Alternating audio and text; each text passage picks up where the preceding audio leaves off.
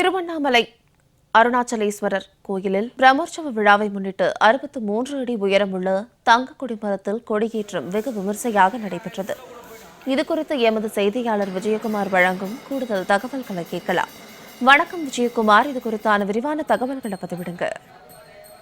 வணக்கம் சார்லதா. நிச்சயமாக திருவண்ணாமலை மாநகரில் அமைந்துள்ள உலக பிரசித்தி பெற்ற பஞ்சபூத ஸ்தலங்களில் அக்னி ஸ்தலமாகவும் நினைத்தாலே முக்தியளிக்கும் திருத்தலமாகவும் விளங்கக்கூடிய அருணாச்சலேஸ்வரர் கோவிலில் ஆணி பிரமோற்சவத்தை முன்னிட்டு தங்க கொடிமரத்தில் சிவாச்சாரியர்கள் வேத மந்திரங்கள் மூலம் கொடியேற்றம் வெகு விமர்சையாக நடைபெற்றது.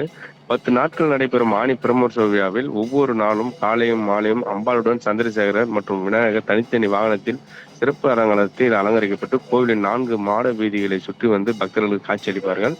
நினைத்தாலே முக்தி தரும் அருணாச்சலேஸ்வரர் கோவிலில் உள்ள தங்க கொடிமரத்தில் ஆண்டுக்கு 4 முறை கொடியேற்றம் நடைபெறும். சூரியன் தெற்கு திசையில் நோக்கி நகரும் காலமான ஆடி மாதத்தை வரவேற்கும் விதமாக ஆணி பிரமோற்சவம் இன்று காலை 6:45 மணிக்கு தட்சிணாயன புண்ணிய கால கொடியாற்றம் சிவாச்சாரியர்கள் வேத மந்திரங்கள் முழங்க வெகு சிறப்பாக நடைபெற்றது. இந்த ஆணி பிரமோற்சவ விழா கொடியாற்றம் நடைபெறுவதை முன்னிட்டு அதிகாலை கோவில் நடை திறக்கப்பட்டு சுவாமி அம்பாளுக்கு அபிஷேக ஆராதனை நடைபெற்றது. அதனைத் தொடர்ந்து முதலில் விநாயகர், அண்ணாமலையார் உடனாகிய உண்ணாமலை அம்மன் சிறப்பு அலங்காரத்தில் அலங்கரிக்கப்பட்டு தங்க கொடிமரம் அருகில் ஏந்தருளி பக்தர்கள் காட்சியளித்தார். அதனைத் தொடர்ந்து 63 அடி உயரம் கொண்ட தங்க கொடிமரத்தில் கொடியேற்றமானது வெகு விமர்சையாக நடைபெற்றது.